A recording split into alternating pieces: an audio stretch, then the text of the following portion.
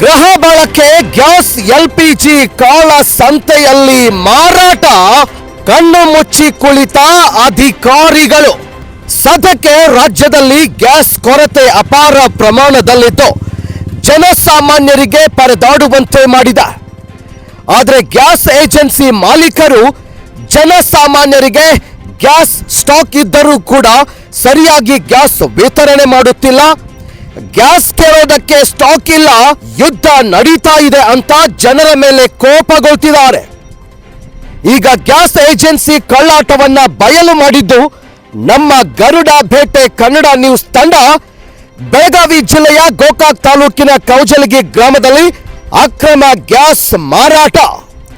ಸದ್ಯಕ್ಕೆ ಕೇಂದ್ರ ಸರ್ಕಾರ ಗೃಹ ಬಳಕೆ ಗ್ಯಾಸ್ ಸಿಲಿಂಡರ್ಗಳ ಅನಗತ್ಯ ನಿಯಮಗಳನ್ನು ಮಾಡಿ ಜನಸಾಮಾನ್ಯರ ಜೊತೆ ಆಟವಾಡುತ್ತಿದ್ದಾರೆ.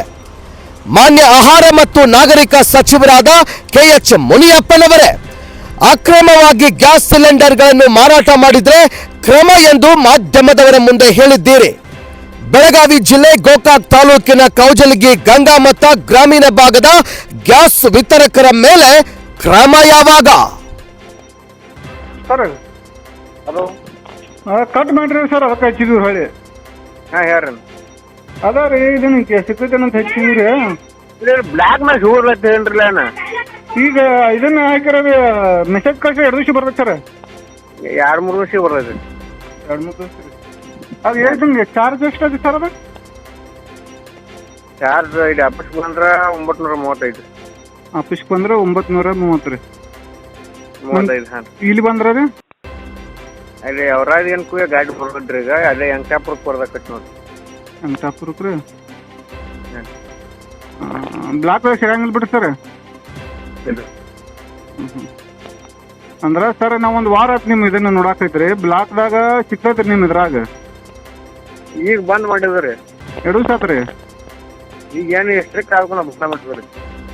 ಇಲ್ರಿ ಸರ್ ನಮ್ಮ ದೋಸ್ತಿನ ಈಗ ತೊಗೊಂಡ್ ಬಂದಾರಲ್ಲ ನಿಮ್ಮಲ್ಲೇ ರೀ. ಈಗ ತೊಗೊಂಬಂದಾರ್ರಿ. ಆದ್ರೆ ಈಗ ಶುಗರ್ ನೋಡ್ರಿ ಎಷ್ಟು ಆಗಂಡೆ ಇದು ಮಾಡ್ರಿ. ಇಲ್ಲತ್ರಿ ಆಟಿಲ್ಲ ರೀ ಸರ್. ಇದು ಜಸ್ಟ್ ಯಾರಾದ್ರೂ ಗ್ಯಾಸ್ ಅನ್ನ ಅಕ್ರಮವಾಗಿ ವಿತರಣೆ ಮಾಡಿದ್ರೆ ಅಂಥವರ ಪರವಾನಗಿ ರದ್ದು ಮಾಡಿ ಶೀಘ್ರವೇ ಅವರ ಮೇಲೆ ಕಠಿಣ ಕಾನೂನು ಕ್ರಮ ಜರುಗಿಸಬೇಕೆಂದು ಸಾರ್ವಜನಿಕರ ಆಗ್ರಹವಾಗಿದೆ. ಬ್ಯೂರೋ ರಿಪೋರ್ಟ್, ಗರುಡ ಬೇಟೆ ಕನ್ನಡ ನ್ಯೂಸ್, ಗೋಕಾಕ್.